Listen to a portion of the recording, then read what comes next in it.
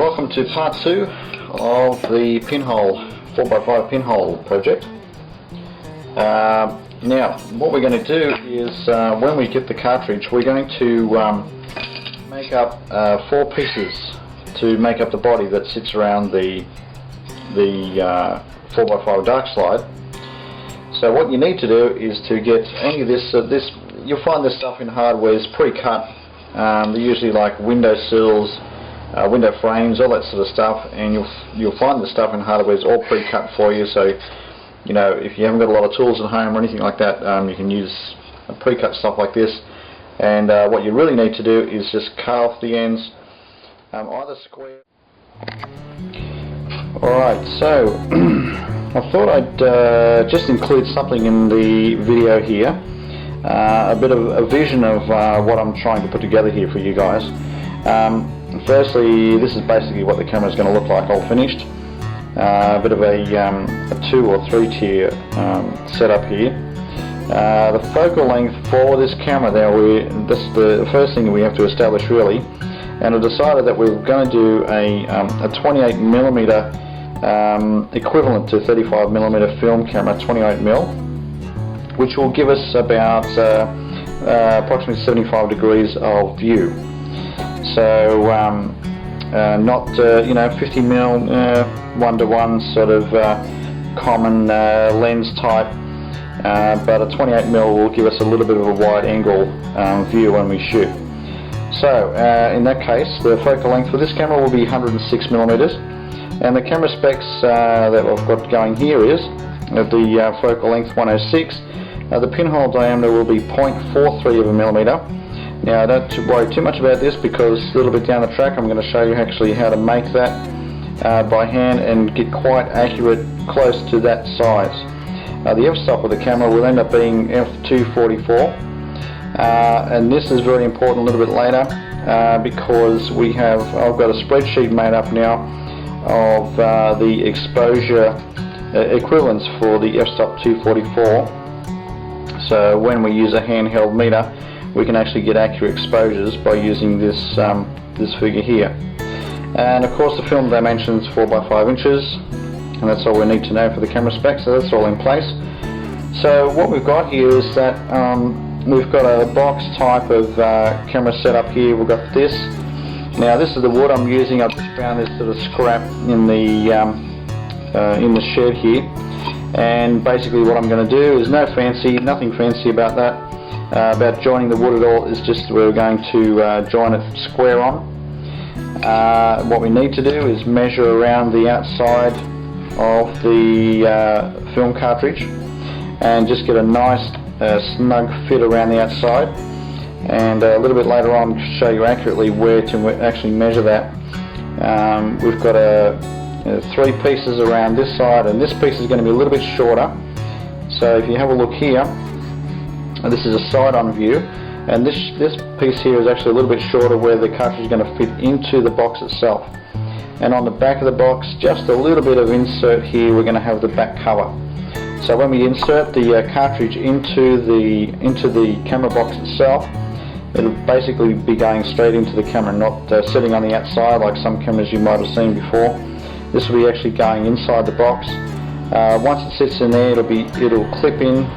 You've got a little ridge on the actual cartridge itself. When it reaches that ridge, it's going to clip into the camera and be totally light proof. So when we take the dark slide out, we won't have any light leaks coming into the film there to spoil any shots that we're going to take in the future. So that's basically the camera that we're building. This is a front view to give you a basic rough idea of what it's going to look like. But now we're going to move across to the saw and cut up the pieces, and come back to actually discussing and measuring the main body for you guys.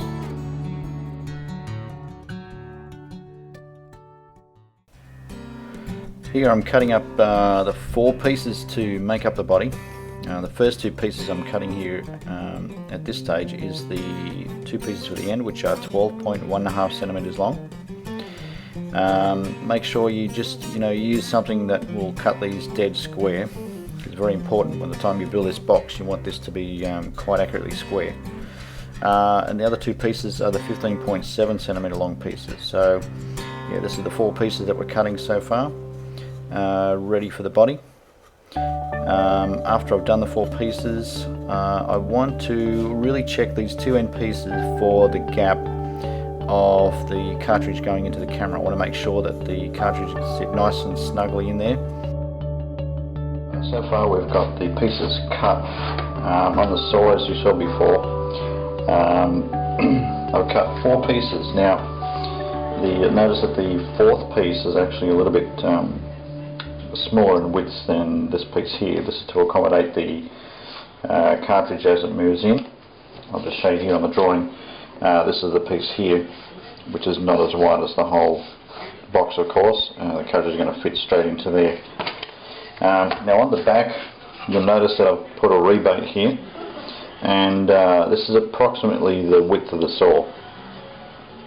And what we're going to be doing is actually getting a piece of MDF. This stuff here, this is quite cheap, very thin 3mm MDF. We're going to cut out a piece for the back, and this is going to slide into the back part of the camera. Now you'll notice that the 3mm is a little bit thicker than the slot from the saw.